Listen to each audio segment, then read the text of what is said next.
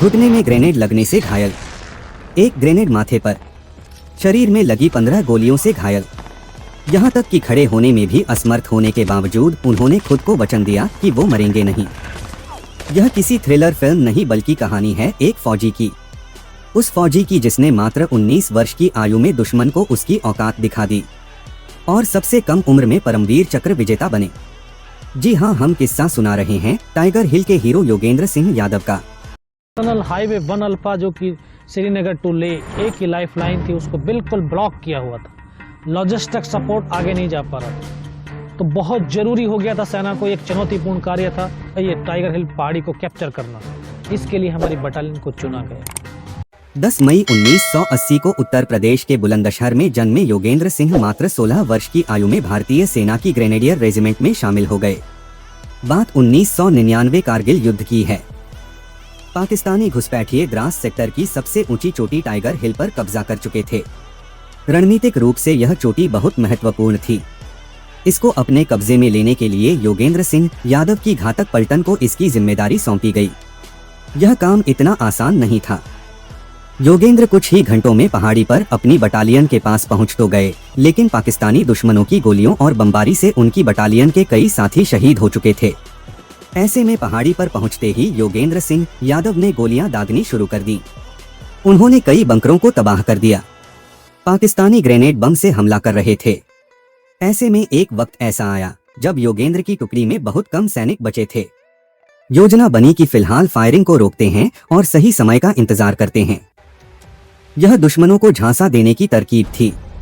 भारतीय खेमे से गोलीमारी बंद देख पाकिस्तानियों को लगा कि योगेंद्र की पूरी बटालियन खत्म हो गई है, लिहाजा वह थोड़े सुस्त पड़ गए।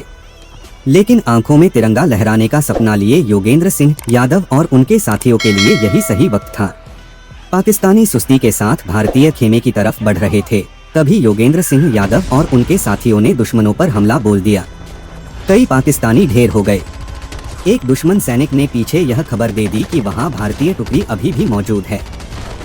ऐसे में कई और पाकिस्तानी सैनिक भारतीय सैनिकों की तरह बढ़ने लगे। इस लड़ाई में योगेंद्र सिंह यादव भी बुरी तरह घायल हो चुके थे। उनका शरीर खून से लथपथ था और एक पैर टूट चुका था। बताया जाता है कि जब दुश्मन सेना योगेंद्र सिंह यादव के पास पहुंची तो उन्होंने मरने का नाटक किया, लेकिन जैसे ही पाकिस्तानी लड़ाके सुस्त हुए, योगेंद्र सिंह यादव ने उन पर हमला कर दिया। तब उनके हाथ में जो भी आया वह उससे हमला करने लगे, लेकिन इस दौरान योगेंद्र सिंह यादव के सीने को भी 15 गोलियां छेद चुकी थीं।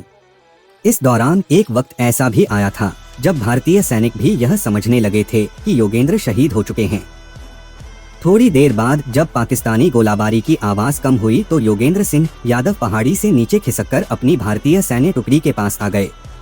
उनकी हालत गंभीर थी, शरीर से खून लगातार बह रहा था, लेकिन इस हालत में भी अस्पताल जाने के दौरान उन्होंने ऊपर मौजूद पाकिस्तानी सेना की संख्या, उनकी लोकेशन की पूरी जानकारी भारतीय टुकड़ी को दे दी। यह योगेंद्र सिंह के पराक्रम का ही नतीजा रहा है कि उनकी बताई जानकारी पाकर भारतीय टुकड़ी ने पाकिस्तानियों पर दोगुने जोश के साथ हमला किया। इस बार पाकिस्तानी सैनिकों के चिथड़े उड़ गए।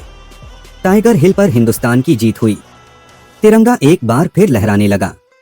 कारगिल युद्ध में घायल हुए योगेंद्र सिंह यादव को स्वस्थ होने में कई महीने लग गए। पूरी तरह से स्वस्थ होने के बाद योगेंद्र सिंह यादव ने एक बार फिर 18 ग्रेनेडियर्स में देश की सेवा की।